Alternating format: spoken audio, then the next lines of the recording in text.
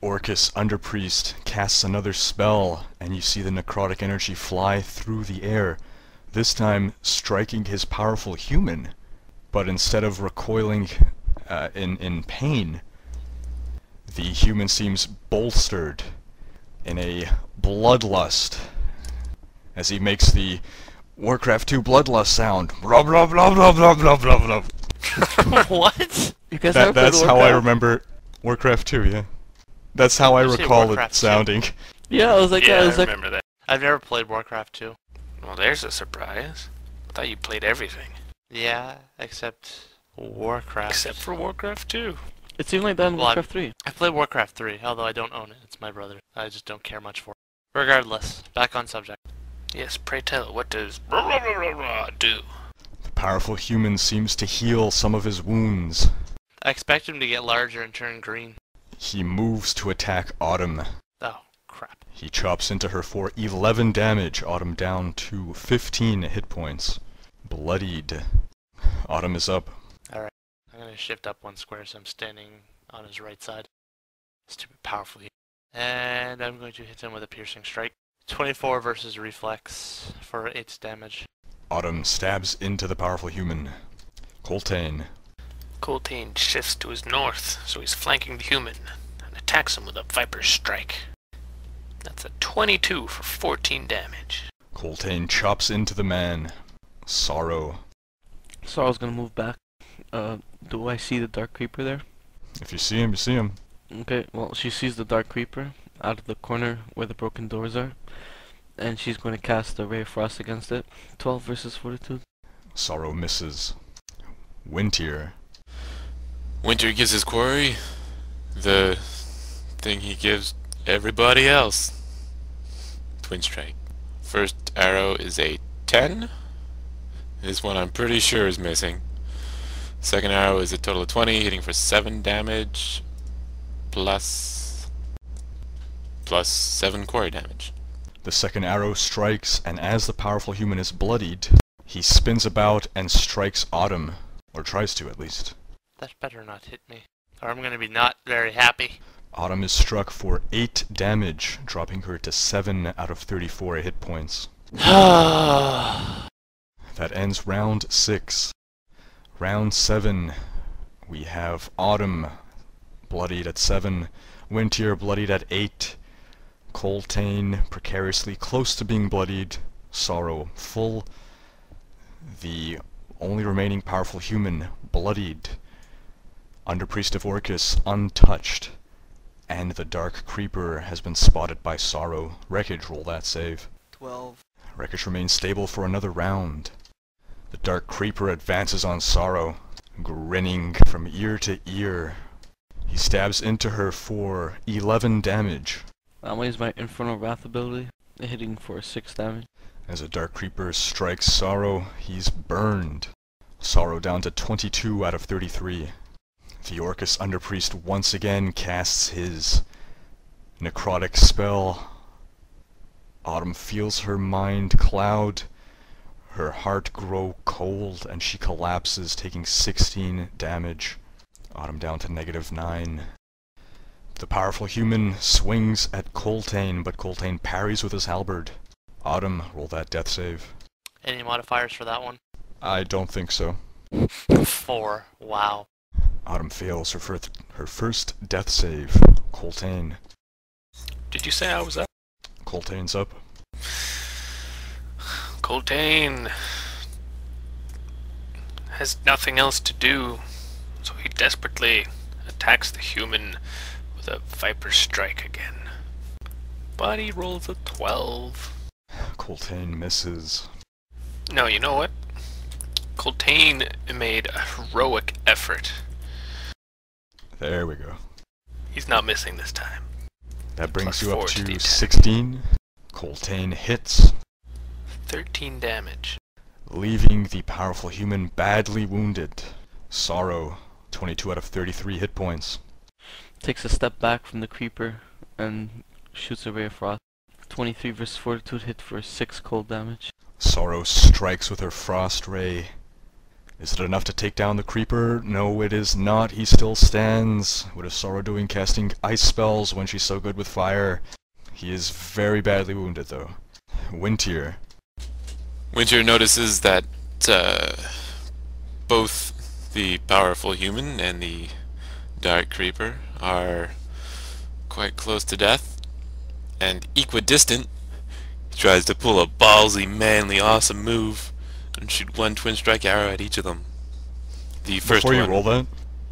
roll that, you can say that, for instance, both are aimed at one unless the first arrow takes him down, then the second is aimed at someone else. You can say that. I can? You're not firing the arrows simultaneously. Well, that's pretty cool. I didn't think they were at the same time, because you can't really shoot two arrows in two different directions from one bowstring. Right, yeah. But Unless you're Legolas. considering it takes Not in place two in directions, though. like what is it, 6 seconds? Well, they're both equally threatening. Actually, no, I guess I should focus on the powerful human first, shouldn't I? Alright. Hopefully... Wait. Yeah. I will focus the human, and if the human dies on the first hit, the second arrow shall go to the Dark Creeper. Good? Yep. Because you had to jinx this, the first attack is a critical miss. Womp womp womp womp womp womp womp womp.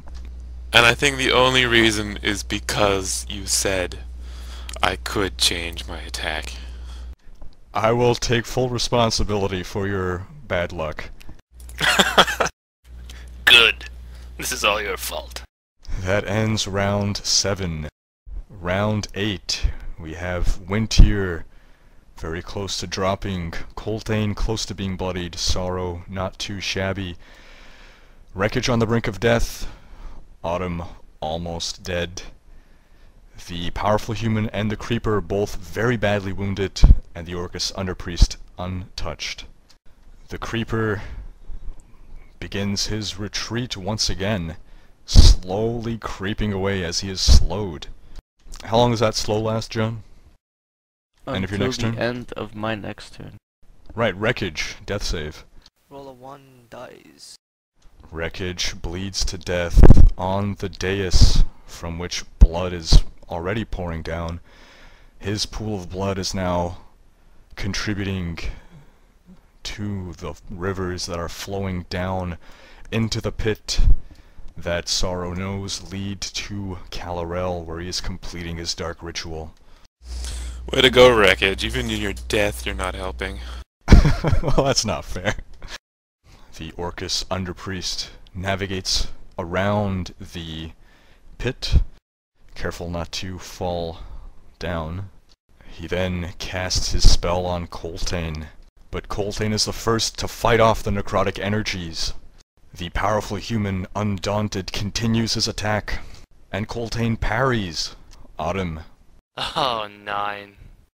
Oh boy, Autumn could only fail one more death save before she rejoins Rekoj. They should just stamp Autumn at the pearly gates since she's such a frequent visitor. Not that there are pearly gates in this world, but it's the only expression I can use. Coltaine. Coltaine quickly makes an attack, a Viper Strike, on the powerful human, aiming to disable him. Well, disable him by killing him, of course. But he fumbles. Coltaine fumbling at a critical time. Terrible, terrible luck. Sorrow. Can she finish the job? She moves. Where the hell did the creeper disappear to? Sorrow does not see the creeper. What a bitch. Okay, well, she's gonna use her Ray of Frost on the human. 11 versus Fortitude. Autumn misses. Where's the fire, man? The fire! That's what works. Autumn. The fire kills people. Sorrow, He calls her sorry. Autumn. If you'd cast a fire spell on the Underpriest, though, if it's an area of effect that's bigger than 1, you could possibly have killed the human too. It's not bigger than one. But it would it have is one. probably killed Autumn, though. Winter. Yeah. Yeah, and it Oh, would have yeah, been Autumn's Don't care there. anymore. And it would have had cover from the human. Isn't there like a card that you get at the place where you resurrect me? You know, so many resurrections and you get one free. It's like I a don't coffee think they shop. had coupons back then. Everybody loves coupons. Okay, so it's my turn, right? Sorry, yes, Wintier's up. First of all, he shifts to the same wall that Coltaine is on, because he likes to be manly and make shots that go through his allies.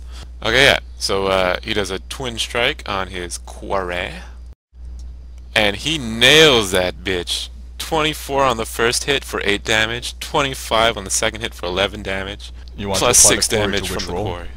The first roll. The quarry has to be on the first hit. Wintier plants an arrow in his quarry's head. He goes down. You said the second arrow goes to the underpriest? Is that what you said? Yes. Second arrow also strikes, wounding the underpriest for the first time. But the Winter underpriest shouts, "Hey, sucks out. buddy." The underpriest sucks out his minion's soul.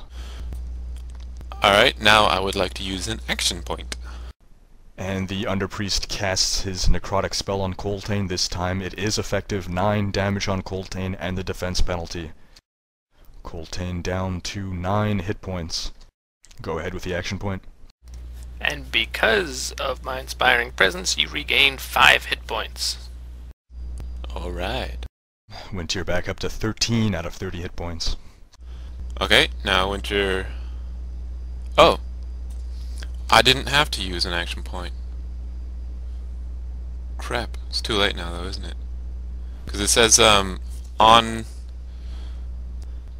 free action, daily power, when you hit with the weapon, deal 1d8 thunder damage and push the target back 1 square. Can I apply that now to the underpriest?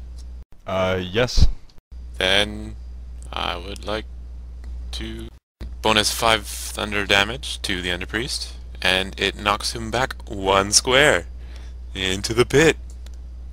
Wintier making awesome use of terrain features, knocks the Orcus underpriest down into the pit. You hear his cries ring out for a second before you hear a thud. With the action point you can still do something else like move, or if you haven't taken your second wind you can do that. Yep, I'll use my second wind. That lets me use a surge, right? Yeah, 1 surge. Yes. Healing for 7 hit points. Wintier no longer bloodied, up to 20 out of 30. Just let you know, I am a boss. Round 9 over. Sorry, round 8 over, onto round 9. Dark Creeper comes back from around the corner and stabs at Sorrow. But he misses. Autumn. Oh, a 6. Autumn bleeds to death. Coltaine, 9 hit points. The Dark Creeper remains pretty seriously wounded. Coltaine charges past Wintier till he is in range of the Dark Creeper with his halberd and strikes at it with a Viper Strike. And that's a 16 for 11 damage if it hits. The Dark Creeper dodges. Sorrow. Sorrow's gonna take a step. Use Scorching Burst on the Dark Creeper. 23 versus Reflex, hit for 7 fire damage. Fire never fails. All that remains of the Dark Creeper is a charred corpse. The battle is won, but the cost was high. We're gonna end combat rounds. I pick up my daggers. I'm all for ending combat rounds. So combat rounds are over. What do you guys do? Coltaine goes to check on the bodies of his fallen comrades, discovering that they are dead. Yeah, Winter follows him to Rekoch's body, lays his hand on his brow, closes his eyes, and he says, "Good night, sweet prince." Here's a fun fact that you guys might enjoy. This battle was statistically easier than your previous battle. Wait, what? That's such bullshit. Everyone in the last battle died in like 1 hit. Well, the vampires all died in a hit. Yeah, but there's 4 like strong creatures. When the last battle there was what, the ghoul and 2 zombies. so they had 1 extra. And there was an imp that fled, so that imp could have counted as a 4th. Not true. Alright, so is Autumn and or Rekoj going to want a resurrection? Not me. How much more of this campaign is left? Well, you can ask Sorrow that. We could just throw all the bodies down the pit and help Kalarel finish his ritual, and then the campaign would be over. We could pretend that the Underpriest was Kalarel and go away. We did it! Go to Winterhaven, we did it! We did it! Can we have our reward now? No wonder why you fled the next day. Okay, so session not over, guys. Combat over. Alright, The alright. townspeople are like, hey, why is everything exploding? So Coltaine approaches Sorrow and says, this was a costly battle, but I hope it's the last one before we reach Kalarel. Well, there's Kalarel next. Now that Coltaine is standing near the pit, he can see large chains that allow access into the central hole in the floor. You figure that you can climb down those chains, and Autumn knows that it's 50 feet down into a pool Autumn? of blood. Sorrow. Well, there's gonna be that imp too, and Kalarel, and whatever else he has down there. There's no stairs or anything? Nope. Wait, so how did he get there? And how does he get out of there? What we she should points at the do- chains. Yeah, because everyone loves climbing chains all the time. We should take one of those statues with their ever-flowing water things and just fill up the pit. We fill it up with water. I don't know if you could move that. And where are we gonna get water to fill it up with? Those statues that killed Zook. We find them, use the enchantments on them in the pit. Coltaine says, so this is, you're sure, the only way down there, right? Yep.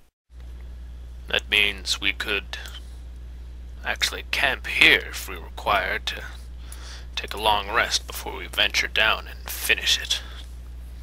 Although we're at a rather large disadvantage with 2 of our members dead.